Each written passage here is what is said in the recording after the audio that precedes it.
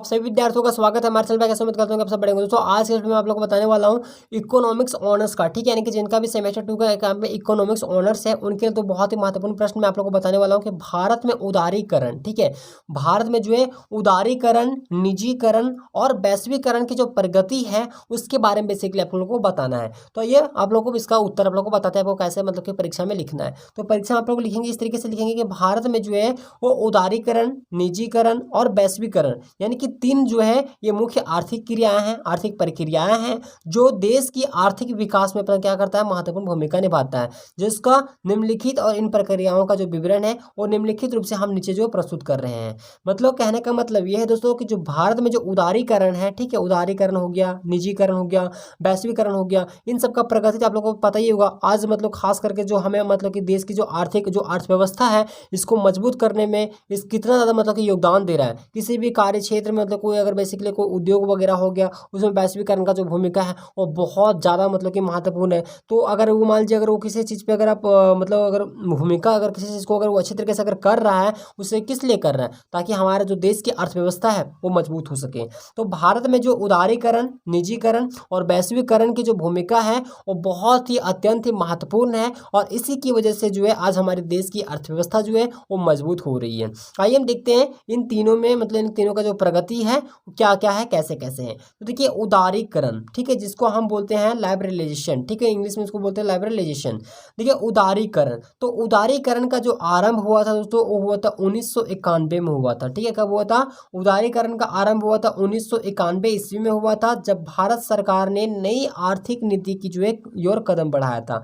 तो उदारीकरण इसका मतलब कब लागू हुआ था? ये हुआ था 1991 में हुआ था, जब भारत सरकार ने एक आर्थिक नीति की जो है कदम बढ़ाया। इसका जो मुख्य उद्देश्य है वो भारतीय अर्थव्यवस्था को ग्लोबल विपणन के लिए जो है वो खोलना और बाहरी निवेश को बढ़ावा देना था। वहीं अगर उदारीकरण जो है वो विभिन्न क्षेत्रों में वो प्राधान्य और स्वतंत्रता प्रदान की, जैसे कि उद्योग की, वित्त का और विपणन का। तो उन सभी में जो है उदारीकरण ने अपना खूब मतलब कि यहाँ पे जो है वो योगदान दिया अपना। तो इससे जो है भारतीय अर्थव्यवस्था में जो है वो विदेशी मतलब कि पूंजी और तकनीकी ज्ञान का भी मतलब कि प्रभाव बढ़ा, जिससे विकास में क्या हुआ, सुधार हुआ। तो ये था हमारा उदारीकरण। वहीं अगर हम बात करें अगर निजीकरण की, तो देखिए प्राइवेटाइजेशन, ठीक है, इसमें होता है मतलब कि निजीकरण। तो निजीकरण का जो यहाँ पे देखिए निजीकरण का जो मुख्य उद्देश्य है वो सरकारी उद्योगों को निजी सेक्टर के व्यक्तियों और निजी कंपनियों के लिए मतलब कि खोलना होता है। ठीक है, कहने का मतलब ये है दोस्तों कि जो निजीकरण का जो मुख्य उद्देश्य है वो क्या है, वो सरकारी उद्योग, जो सरकारी जो उद्योग है उनको, ठीक है, निजी सेक्टर के व्यक्तियों और जो निजी कंपनी है उसके लिए हमें मतलब कि इसमें खोला जाता है। जो निजीकरण जो मतलब इसके तहत क्या होता है कि कई सरकारी कंपनियों को बेचा जा सकता है, बेचा जा चुका है, और दूसरी निजी सेक्टर को जो है वो सहायता और अनुमति मतलब कि दी गई है या दी जाती है। ठीक है, देखिए निजीकरण के माध्यम से सरकार ने आर्थिक प्रबंधन में भी जो है वो एकत्रित और संवेदनशीलता को जो है क्या किया है वो बढ़ावा दिया है। आगे देखिए वैश्वीकरण, जिसको हम बोलते हैं ग्लोबलाइजेशन, ठीक है, वैश्वीकरण का मतलब होता है ग्लोबलाइजेशन। तो देखिए वैश्वीकरण का जो अर्थ होता है वो भारत को विश्व वाणिज्यिक समुदाय के हिस्से के रूप में क्या करना है, शामिल करना है, ठीक है, शामिल करना।